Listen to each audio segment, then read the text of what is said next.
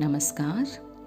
मुदिता एक प्रयास है जन सामान्य को अध्यात्म के प्रति जागरूक करने का, मान्यताएं, धारणाएं, भ्रम उनको तोड़ने का, उनका सच दिखाने का एक सहज प्रयास है। तो आज हम ग्रहणशीलता के बारे में बात करेंगे कि ग्रहणशीलता क्या है। क्या ग्रहणशीलता बुद्धि की योग्यता है? आपने ये अनुभव किया होगा कि जब भी आप कोई आध्यात्मिक वार्ता सुनते हैं या किसी और विषय की भी वार्ता सुनते हैं तो कई बार ऐसा होता है कि आपको लगता है बहुत अच्छे से मैं ग्रहण कर रहा हूँ या कर रही हूँ, बहुत अच्छा समझ में आ रहा है और बहुत प्रसन्नता होती है मन में और लगता है कि आज बहुत अच्छा कुछ सीखा। लेकिन कुछ दिनों बाद आप पाते हैं कि आपको वो कुछ भी याद नहीं है। फिर आप प्रयास करते हैं स्मृति में उसे खोजने का या फिर उसको खोलकर दोबारा सुनते हैं कि वो उस दिन मैंने क्या सुना था। तो एक प्रश्न अब यहाँ उठता है, क्या आपने उसे ग्रहण किया या सिर्फ आपकी बुद्धि के द्वारा वो उस समय समझा गया? तो अब आप यहाँ पर एक फ़र्क देख सकते हैं। जब भी बुद्धि के द्वारा कुछ समझा जाता है तो वो एक सतही बात होती है। उसको अगर बार बार दोहराया ना जाए तो उसे कुछ दिनों बाद भूल जाते हैं, जैसा कि छात्रों के साथ अक्सर होता है।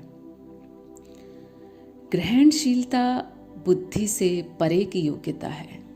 वो कुछ गहरी बात है। जब कुछ ग्रहण किया जाता है तो वो स्मृति में संचित नहीं होता, वो स्वतः घटित होता है आपके साथ, आपके अनुभव में आने लगता है। दरअसल क्या है कि बुद्धि के द्वारा जो भी समझा जाता है वह स्मृति में संचित होता है और स्मृति क्योंकि खुद स्थायी नहीं है, परिवर्तनशील है, मिथ्या है, ये भी आप अपने अपरोक्ष अनुभव से जान सकते हैं कि आपने कुछ वर्ष पहले या एक महीने पहले भी क्या खाना खाया था या क्या कपड़े पहने थे, वो आप अभी नहीं बता सकते क्योंकि स्मृति स्थायी नहीं होती, बदलती रहती है। बहुत गहरा जो स्मृति में संचित होता है सिर्फ वही याद रहता है, कुछ कुछ घटनाएं। तो अगर स्मृति में कुछ स्थायी करना है तो बार बार दोहराना पड़ता है। तो अब क्योंकि बुद्धि से जो भी सुना या समझा जाता है वो स्मृति में संचित हुआ और स्मृति क्योंकि स्थायी नहीं है, इसलिए वहाँ पर जो भी संचित हुआ वो भी स्थायी नहीं होगा। अब देखें कि फिर ग्रहणशीलता क्या है, ग्रहण करना क्या है। इसको समझने के लिए हम फिर से एक उदाहरण लेते हैं कि एक गुरु 5 शिष्यों को एक साथ कोई बात बताते हैं, कोई आध्यात्मिक ज्ञान या विज्ञान से संबंधित या अपना कोई अनुभव बताते हैं।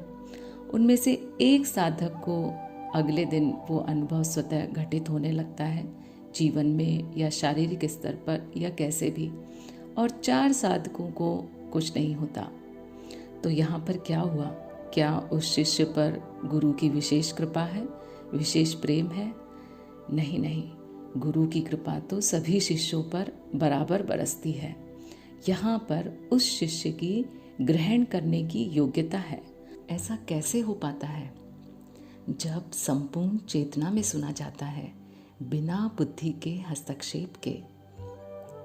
जब जो भी सुना जा रहा है उसे जानने की, उसे पाने की तीव्र इच्छा होती है और जो भी स्रोत है जहाँ से आप वो सुन रहे हैं या पढ़ रहे हैं या देख रहे हैं, जिसे हम गुरु तत्व कह सकते हैं, जरूरी नहीं वह कोई व्यक्ति हो, उस गुरु तत्व के प्रति जब श्रद्धा, समर्पण और पूर्ण प्रेम होता है, ऐसी स्थिति में जो भी सुना जाता है, जो भी श्रवण किया जाता है, वो स्वतः घटित होने लगता है, अनुभव में आने लगता है। इसे स्मृति की कोई आवश्यकता नहीं रहती। स्मृति पर निर्भरता अब समाप्त हो जाती है। जब भी आवश्यकता होती है वो स्वतः प्रकट होता है। ये है ग्रहणशीलता। और इसको कैसे बढ़ाया जा सकता है? जैसा मैंने अभी बताया, जब श्रद्धा, समर्पण, प्रेम हो, जब तीव्र इच्छा हो, तो इन गुणों का विकास करके ग्रहणशीलता का गुण बढ़ाया जा सकता है। और एक आध्यात्मिक साधक के लिए ग्रहणशीलता बहुत महत्वपूर्ण गुण है, क्योंकि अगर ये गुण आप में है तो श्रवण के बाद सीधे निधिध्यासन है और फिर यात्रा बहुत सुगम हो जाती है।